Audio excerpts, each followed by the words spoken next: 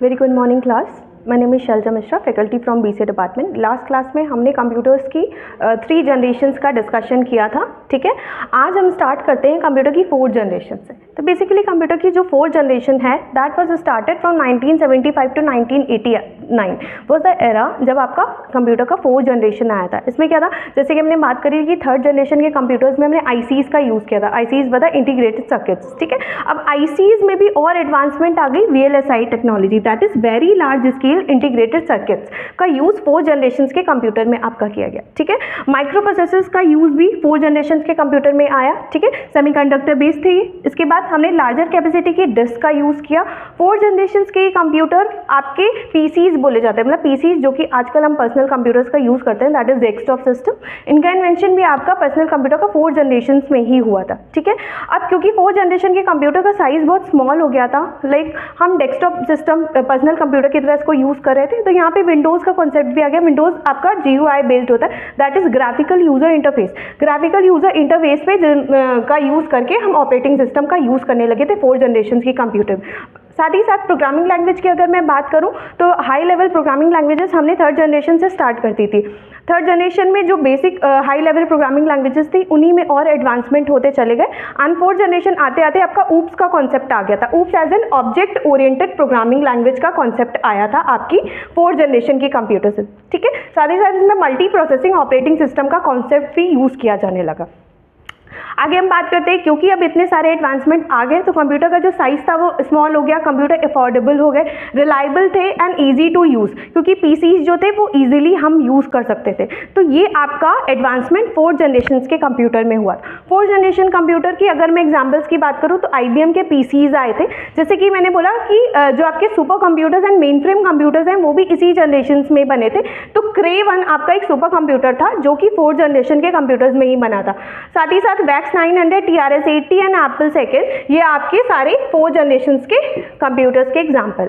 अब after 4 generation हम current era की बात करते हैं। Current era as an 5th generation computer जो कि 1989 से स्टार्ट होकर अभी तक चल रही है। 5th generation of computer system ये, ठीक है। तो 5th जनरेशन के कंप्यूटर्स में क्या हुआ, आईसीज में और एडवांसमेंट हो गया। जहां हम VLSI टेक्नोलॉजी का यूज कर रहे थे, VLSI टेक्नोलॉजी आप समझ सकते हैं करीब आपका 5000 करीब ट्रांजिस्टर्स का यूज किया जाता था एक सिंगल चिप में, ठीक है। वही ये आपका मिलियंस ऑफ जो ट्रांजिस्टर्स हैं उनका हम यूज करने लगे, साथ में अदर सर्किटरी के साथ में भी।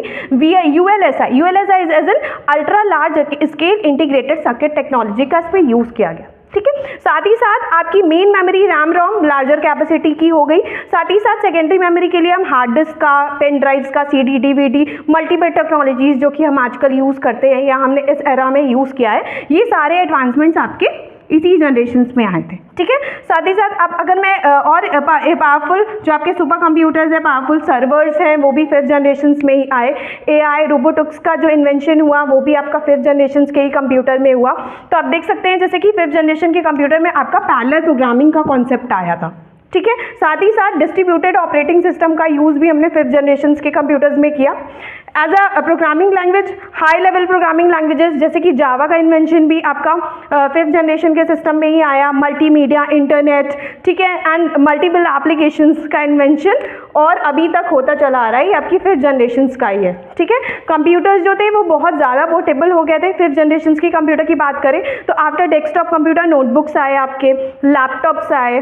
आफ्टर लैपटॉप्स आपके टैब्स आने लगे, डिजिटल वॉचेस आने लगी, ठीक है। तो ये सारे जो एडवांसमेंट थे आपके 5th जनरेशन में ही आए हैं। टोटली जनरल पर्पस मशीन्स थी, ये AI रोबोट्स का यूज किया जा रहा था, चीपर थी, रिलायबल थी, इजी टू यूज थी, ठीक है। अगर मैं एग्जांपल की बात करूं, डेस्कटॉप, लैपटॉप, नोटबुक, साथ में अल्ट्रा बुक आपका और डिजिटल वॉचेस, ये सब आपके 5th जनरेशन के कंप्यूटर्स थे। आजकल के टाइम पे 5th जनरेशन की अगर मैं और बात करूं तो ह्यूमन बेस्ड प्रोग्रामिंग लैंग्वेज जो कि जिसको कि हम NLP भी बोलते हैं, नेचुरल लैंग्वेज प्रोसेसिंग, जिसमें कि आपका ह्यूमन के माइंड के आधार पे जो टेक्नोलॉजीज यूज़ की जाती है, NLP बेस्ड प्रोग्रामिंग जो है वो आपकी 5th जनरेशन में ही यूज़ करी गई। AI का और ज़्यादा एडवांसमेंट हो रहा है, आप लोग देख रहे हैं ऐसे रोबोट्स आ रहे हैं जो कि ह्यूमन के तरीके से सोच सकते हैं, ठीक है। तो ये पूरा आपका टेक्नोलॉजिकल एडवांसमेंट था जो कि मैंने जनरेशंस ऑफ कंप्यूटर सिस्टम में पढ़ा है। इसमें हमने क्या पढ़ा, कंप्यूटर का हमारा रेवोल्यूशन कैसे हुआ from starting 1942 to present, intelligent era, ठीक है, कैसे और कितने कंप्यूटर्स के इवोल्यूशन होते चले गए। Thank you so much.